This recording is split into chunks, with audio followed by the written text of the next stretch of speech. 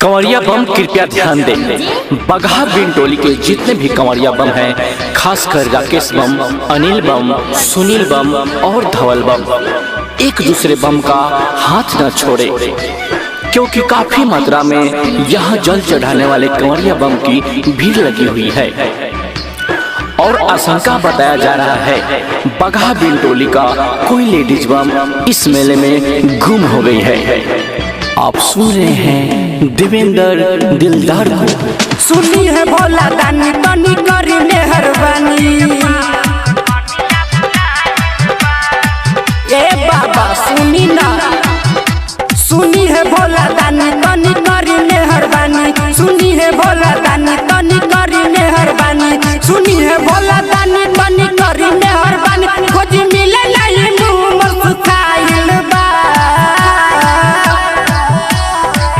देवा घर में बाबा, देवा घर में बाबा, बिये पास कनिया भुलाइल बा, देवा घर में बाबा, बिये पास कनिया भुलाइल बा।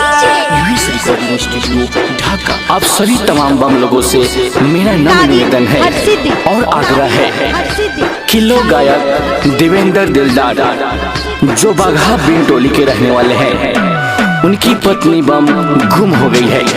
उनका रंग सांवर है, दूली पतली लंबी और बीए पास है। अगर कहीं भी आप सभी बम को इनकी पत्नी बम नजर आ जाए तो मंदिर के माइक में अनाउंसमेंट करवा दे। पहले पहले उदव घर में आइल दिया, फोन लागत नहीं के मोबाइल दिया। पहले पहले उदव घर में आइल दिया, फोन लागत नहीं के मोबाइल दिया।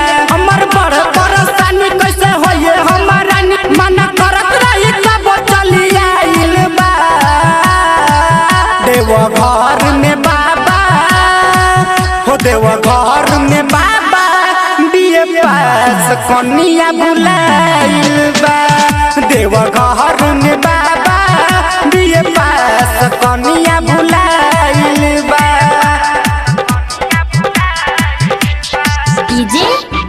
राकेश बम, अनिल बम, सुनील बम और धवल बम, कृपया आप अपने कंवरिया बम के साथ बगहा बिन टोली के खेमे में आ जाए। हो गोरा नहीं कि उतनी का सावर पानी, भले रौरा गंगा जी के पानी पानी। हो गोरा नहीं कि उतनी का सावर पानी, भले रौरा गंगा जी के पानी पानी। कैसे घरे हम जाई दी रउआ बताई, कैसे घरे हम जाई दी रउआ बताई। सोना जाई सन चीज हेराइल बा, हो देवा घर में बाबा, हो देवा घर में बाबा, बिये पास कनिया भुलाइल बा, देवा घर में बाबा, बिये पास कनिया भुलाइल बा। सबसे सिंघनिया बम, अगर हमारी आवाज आपकी कानों तक पहुंच रही है तो कृपया मंदिर के गेट पर आए, चूँकि आपका सुनील बम, धवल बम, राकेश बम, अनिल बम बेसब्री से इंतजार कर रहे हैं। रट्टर मुन्ना खोजता यूएस धीरज के साथ, धीरज में छोड़ा लूड़ा देवेंद्र पियावा के हाथ। रट्टर मुन्ना खोजता यूएस धीरज के साथ, धीरज में छोड़ा लूड़ा देवेंद्र पियावा के हाथ।